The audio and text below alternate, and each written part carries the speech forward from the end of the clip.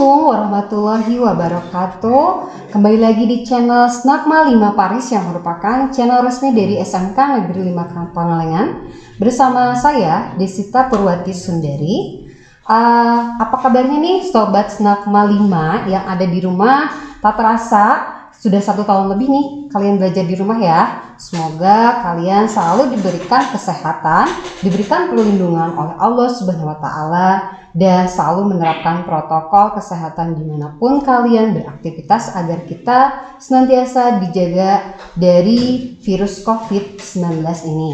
Dan semoga pandemi ini cepat berakhir agar kita di tahun depan, khususnya tahun pelajaran 2021-2022 dapat bertatap muka belajar normal di sekolah dengan adaptasi kebiasaan baru.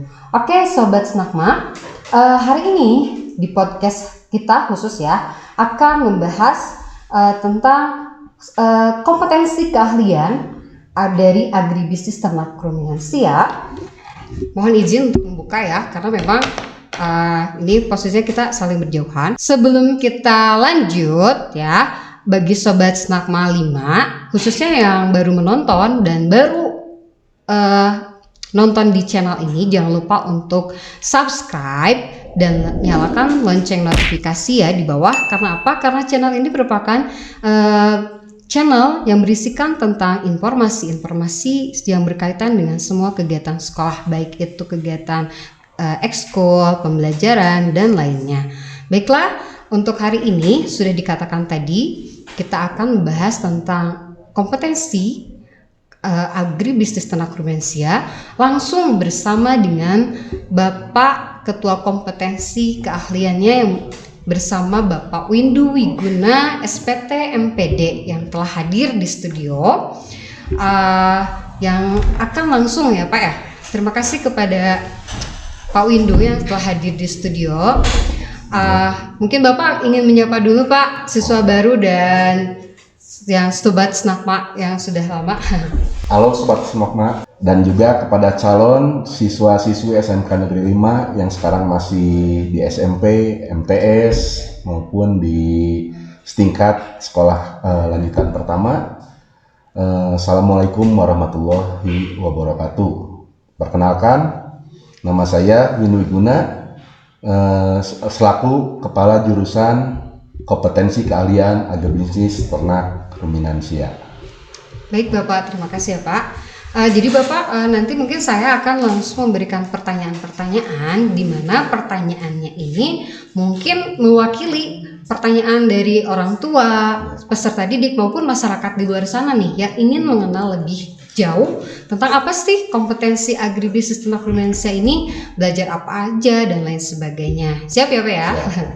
Oke Pak, santai ya. Mungkin pertanyaan pertama nih, kalau kita bicara kompetensi ya, biasanya nih pertanyaan anak-anak, apa sih agribisnis ternak ruminansia? Itu kan ruminansia untuk anak-anak SMP mungkin hal yang pasti gitu, kayak apa makanan, bukan? Gimana Pak? Nah itu banyak yang bertanya-tanya apa itu ruminansia ya. Sebetulnya ruminansia itu berasal dari kata ruminan. Ruminan itu adalah salah satu bagian dari saluran pencernaan ternak ya. Ada khususnya ada bagian di lambung. Jadi di lambung ada pada ternak-ternak besar, ternak-ternak tertentu itu memiliki rumen, retikulum, omasum, dan abomasum. Ya. Nah jadi hewan atau ternak yang memiliki saluran pencernaan pada lambungnya bagian-bagian tersebut, maka dikategorikan ternak ruminansia. Nah contohnya ternak ruminansia ini seperti sapi, domba, kambing, kerbau, dan lain-lain ya. Kalau kuda, ayam itu hanya satu lambungnya gitu. Jadi bisa juga disebut kalau ruminansia itu poligastrik. Poligastrik itu gastrik dari gastro itu artinya lambung atau perut gitu. Jadi poli banyak.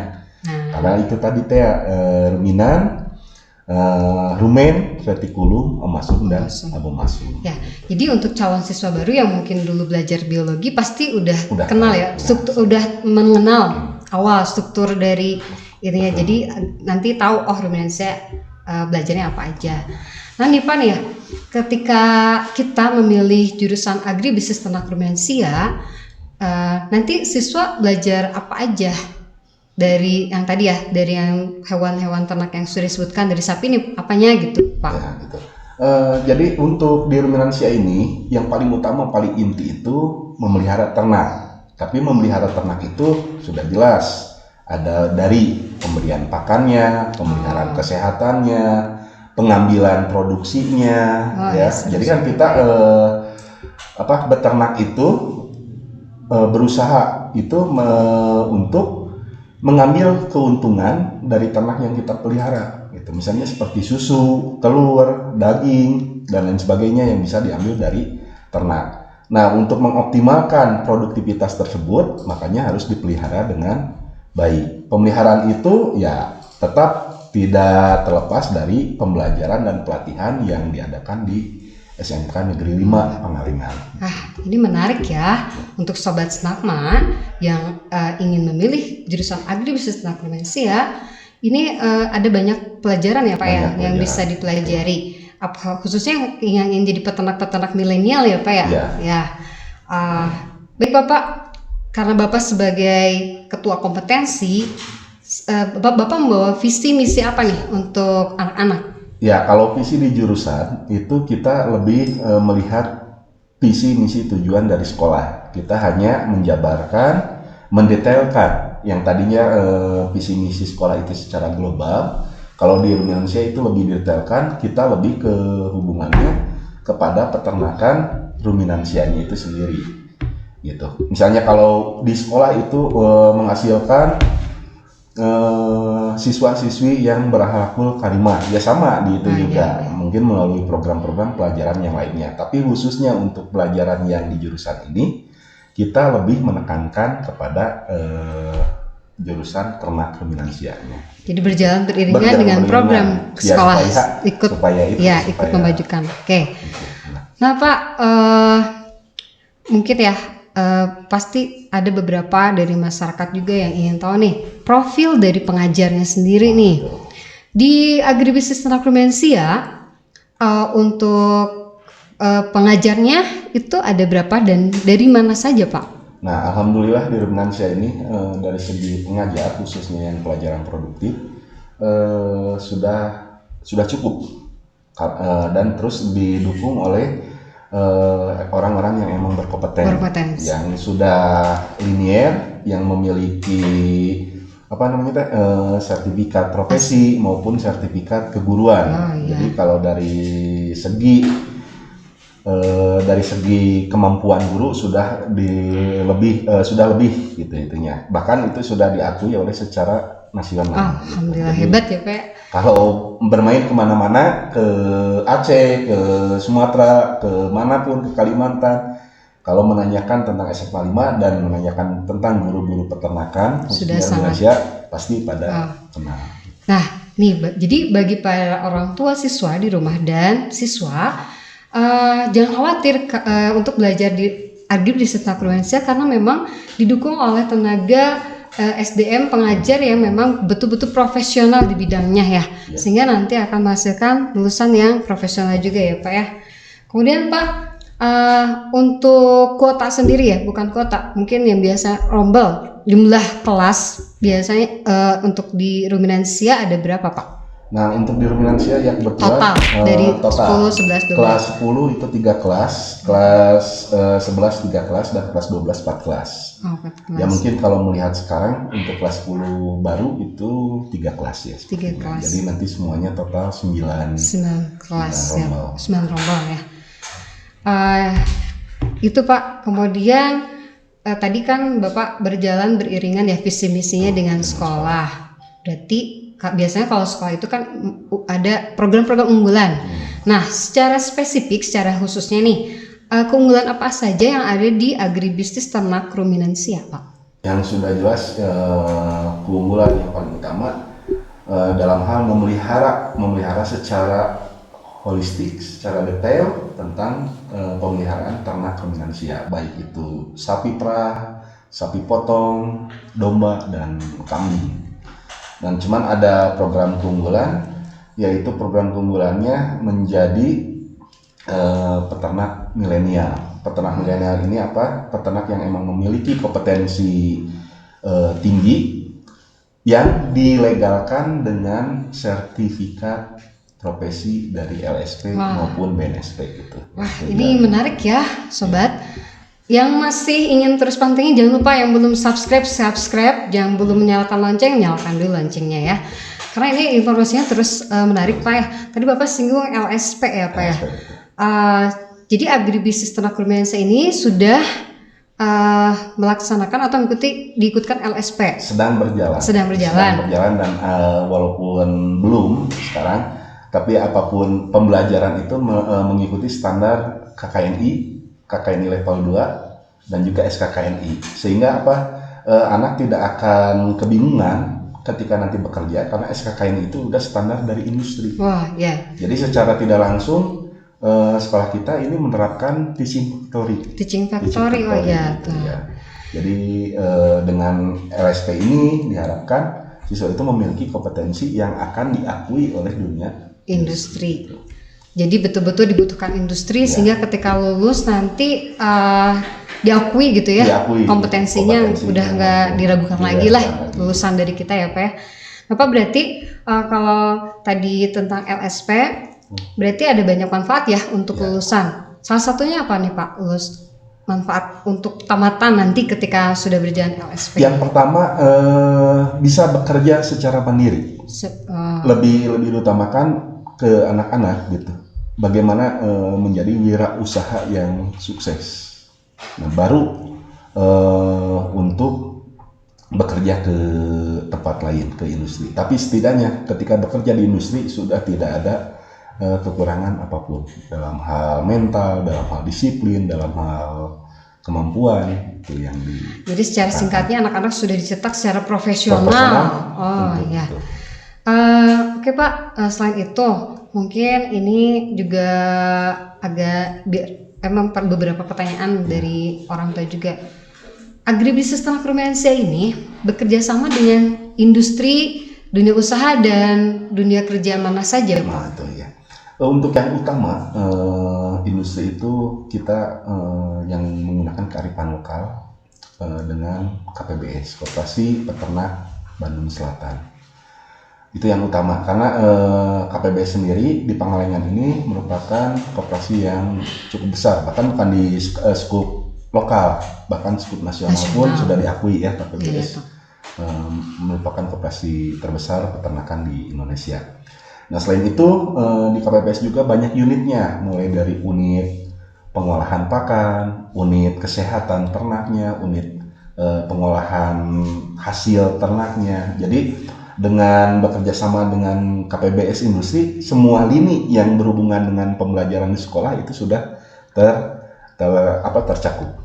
Baik gitu. Pak, mantap sekali Pak. Juga ada tambahan lagi industri yang lainnya ya seperti Ultra Jaya, itu merupakan bagian juga di Pangalengan ada. Ya. Tambahan juga kita bekerja sama dengan dinas peternakan, dinas peternakan kabupaten dan dinas peternakan provinsi ya. Di dinas peternakan provinsi sama ada UPTD yang berhubungan dengan peternakan ya, contohnya seperti di Lembang itu di Cikole tentang sapi perah, di Ciamis Ciyunjing itu tentang sapi potong, di Garut Margawati itu tentang domba, dan di Subang juga sama tentang domba. Satu lagi di Majalengka itu PTD tentang ternak unggas.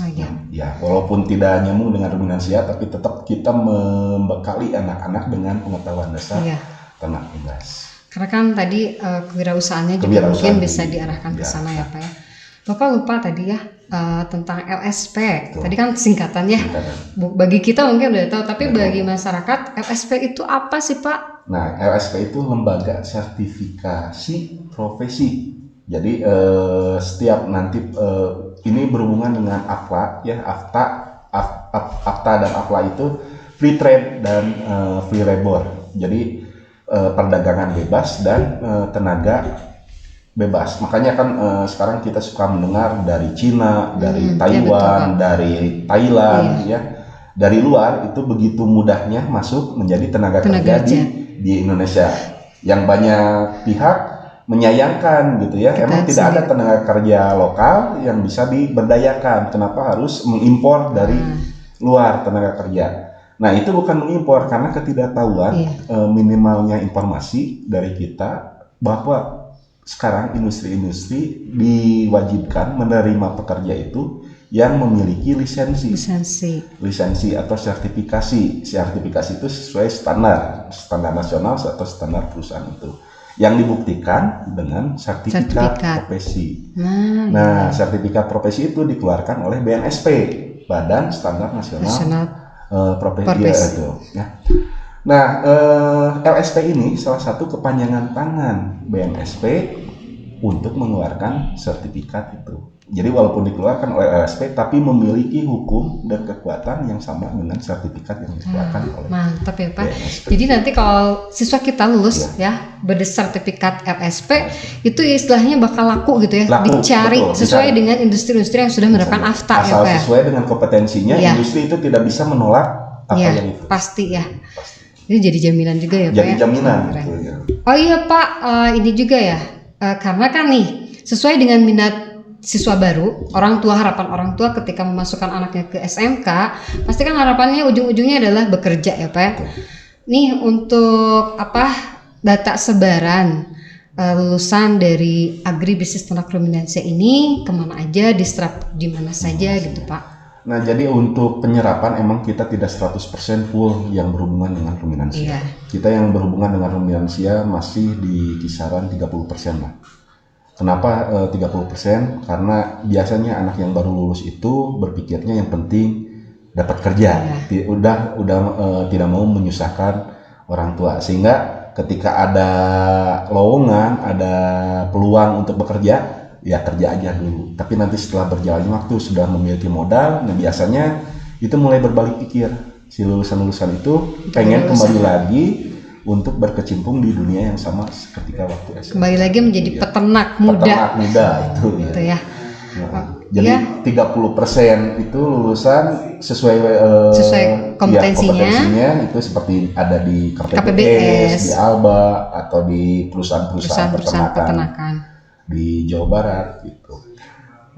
Terus 10% itu bekerja di tempat lain. Ya contohnya ada di Alfa, Indomart itu sebagian anak ruminansia bekerja di situ. Dan masih kecil yang ini pengen dikembangkan, ditingkatkan itu melanjutkan kuliah. Kita lulusan di kita ini paling yang ini tidak lebih dari 5%. Tapi tiap tahun ada aja kan yang diterima di perguruan tinggi ya. Nah, jadi untuk para siswa baru, orang tua dan masyarakat, lulusan dari SMK negeri ini, khususnya dari agribisnis ternak ruminansia ini, tidak selain tujuan utamanya bekerja, tapi diarahkan juga untuk berusaha dan bisa juga untuk melanjutkan kuliah. Duh Pak, gak kerasa ya? Ini pertanyaan udah habis sih Pak, udah selesai. Gak kerasa, mungkin kita akhiri saja pertanyaannya. Oh iya Bapak, ada yang sedikit yang mengganjal juga Pak. Ada yang ke Jepang juga ya Pak ya? Nah ya itu kebetulan sekolah juga bekerja sama dengan JAEK itu menyalurkan alumni lulusan untuk bekerja di Jepang. Ya alhamdulillah ya, karena dididiknya keras di ruminansia baik dari segi mental, budaya kerjanya tinggi ya Pak ya, budaya kerja tinggi. Jadi peluang bekerja di Jepang pun itu lebih mumpuni, lebih karena budaya kerja sudah biasakan tinggi, itu cocok dengan budaya kerja di Jepang. Jadi anak-anak mungkin lebih terserap ya, banyak terserap di sana. Itu aja mungkin Pak pertanyaannya terakhir ya. Lebih menarik sih. Sebetulnya banyak yang ingin ditanyakan lagi, tapi karena durasi waktu mungkin lain kali ya, ada sesi lain tanya jawab podcast kayak gini, obrolan ringan. Jadi bagaimana nih orang tua maupun siswa baru dan masyarakat di rumah, sepertinya sudah cukup jelas apa yang sudah dipaparkan oleh Bapak Windu Wijono SPT MPD ini. Untuk lebih mengenal kompetensi di dalamnya apa saja, belajar apa saja, peluang bekerjanya bagaimana, bekerja sama dengan diduka mana saja, tadi sudah cukup jelas. Terima kasih Pak Windu atas paparannya, terima kasih sudah menyempatkan hadir di studio. Kita akhir saja segmen kita kali ini. Mungkin kita akan, jangan lupa ibu tidak akan intinya ya mengingatkan untuk subscribe channel ini dan menyalakan lonceng. Yang sudah menonton sampai akhir, tolong tuliskan komentarnya setelah menontonnya seperti apa. Jangan lupa like dan share juga. Kita tutup saja ya Pak ya dengan wassalamualaikum warahmatullahi wabarakatuh.